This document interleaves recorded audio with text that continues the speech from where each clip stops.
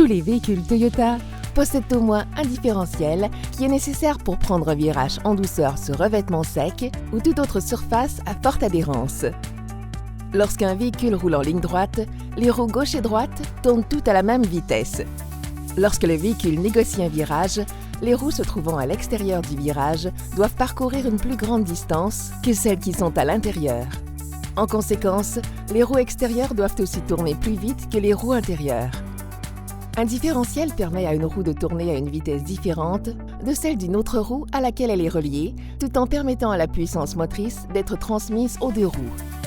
Suivant le type de groupe propulseur, on pourrait remarquer un différentiel avant ou arrière situé entre les deux roues motrices.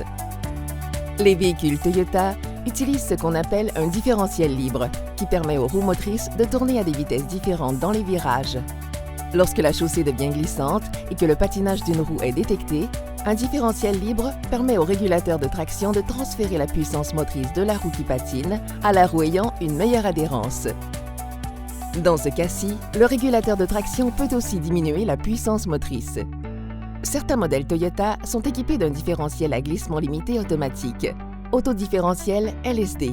Sur une chaussée glissante, ce différentiel continue de transmettre la puissance motrice à la roue qui adhère par l'entremise du régulateur de traction, mais sans diminuer la puissance motrice.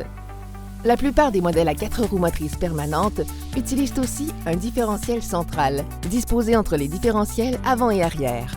Puisque les 4 roues sont reliées, ce différentiel gère les différences de vitesse de rotation entre les roues avant et arrière dans les virages. Certains modèles à 4 roues motrices peuvent être équipés d'un différentiel central à glissement limité, qui fait varier la répartition du couple du moteur entre les ponts avant et arrière suivant les conditions. Dans certains cas, on peut verrouiller manuellement le différentiel central ou arrière pour rouler à basse vitesse lorsque la traction est limitée, ce qui permet à la puissance motrice d'être transmise de façon égale entre les roues motrices. Rappelez-vous que le verrouillage du différentiel central ou arrière rend le braquage difficile. Il ne faut donc l'utiliser que lorsqu'une roue patine à basse vitesse. Il se peut que votre modèle Toyota ne soit pas doté des caractéristiques et fonctions présentées dans cette vidéo.